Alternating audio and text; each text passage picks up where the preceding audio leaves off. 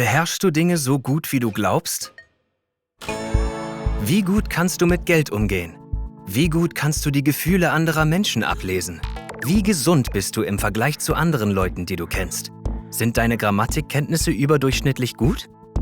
Zu wissen, wie kompetent man ist und wie man im Vergleich zu anderen abschneidet, ist mehr als nur ein Schub für das Selbstvertrauen. Es hilft uns zu erkennen, wann wir uns auf unsere Entscheidungen und Instinkte verlassen können und wann wir uns lieber Rat holen sollten.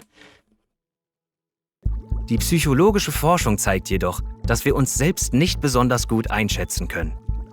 Tatsächlich überschätzen wir häufig die eigenen Fähigkeiten. In der Fachsprache hat dieses Phänomen einen Namen: Dunning-Kruger-Effekt. Dieser Effekt erklärt, warum Menschen bei über 100 Studien eine vermeintliche Überlegenheit an den Tag legten.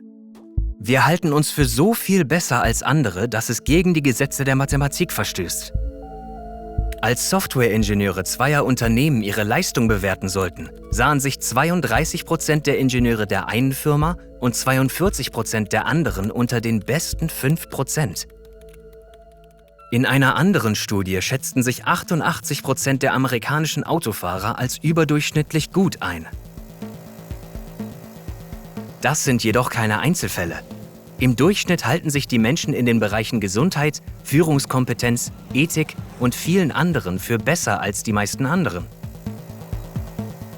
Besonders interessant ist, dass sich diejenigen mit den geringsten Fähigkeiten oft am stärksten überschätzen. Menschen, die in den Bereichen logisches Denken, Grammatik, Finanzwissen, Mathematik, emotionale Intelligenz, medizinische Labortests und Schach messbar schlecht sind, schätzen ihr Fachwissen fast so hoch ein wie tatsächliche Experten. Und wer ist am anfälligsten für diese Selbsttäuschung? Leider jeder von uns, da wir alle Inkompetenzen haben, die wir nicht erkennen. Aber warum ist das so?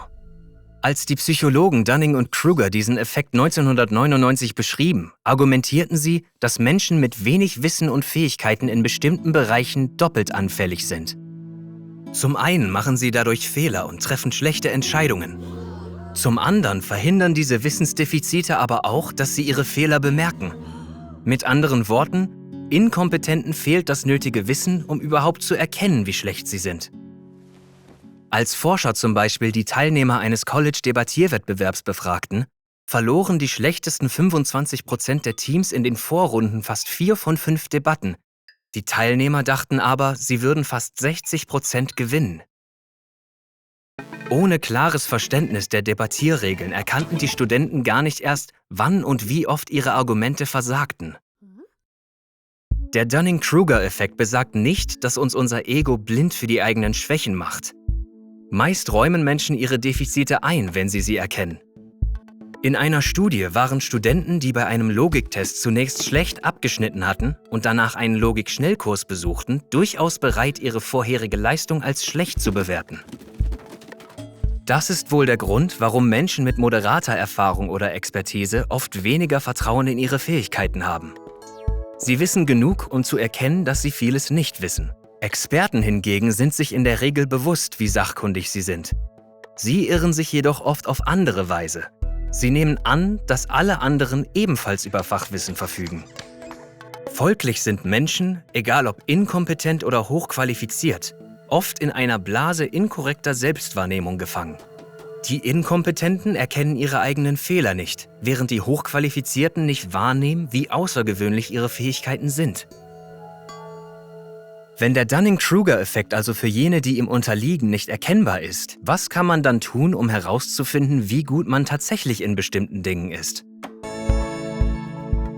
Zunächst sollte man andere um Feedback bitten und dieses beherzigen, auch wenn es unbequem ist. Noch wichtiger ist aber, stets weiter zu lernen.